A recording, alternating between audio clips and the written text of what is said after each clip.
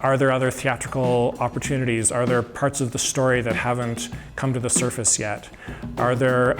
characters or images that could help more effectively tell the story that the playwright is trying to find the final form for? And a dramaturg,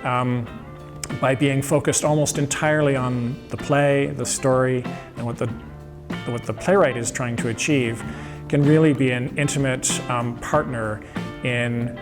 supporting the playwright as they find the best way to express their ideas.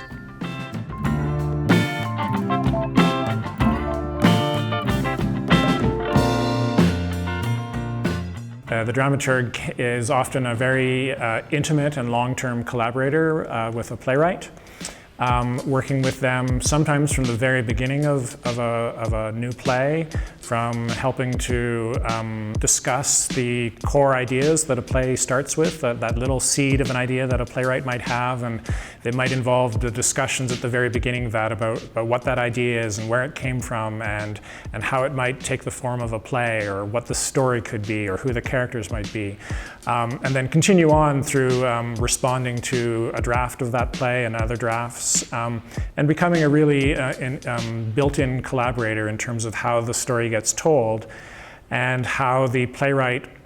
over time continues to investigate those ideas that were first discussed when they were talking about that beginning initial impulse to create a story.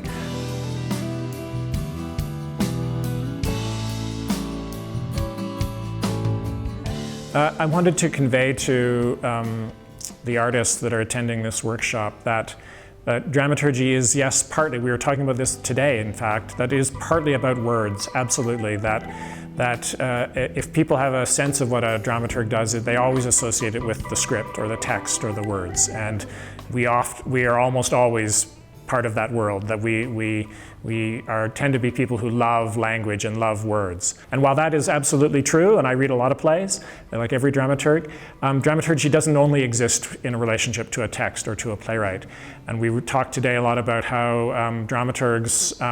including myself, work with choreographers often, and how exciting it is as a dramaturg to go back and forth between working with playwrights and words, and working with choreographers and dancers and images. And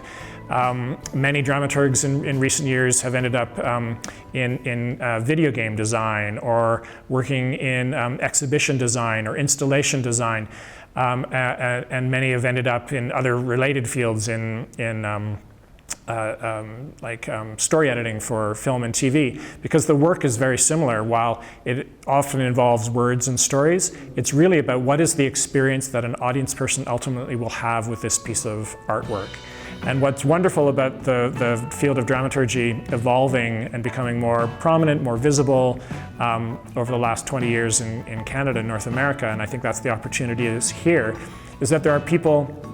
who end up in the field of dramaturgy who don't fit anywhere else, but have extraordinary gifts to offer the theater, who challenge the theater. They're often disruptors, they're often innovators, they often see things from a very different perspective, and have the language and have the sensibility and the skills, or they train themselves in the skills to work collaboratively with other artists to support that work and make it happen in ways that it might never otherwise. And so a home for those people who might not have otherwise found a home in the theater is fantastic. That dramaturgy loves those individuals who often come from other fields. They may not even be always trained in the theater, but they've found their way to the theater, and dramaturgy allows them to flourish and contribute so enormously to the telling of stories on stage.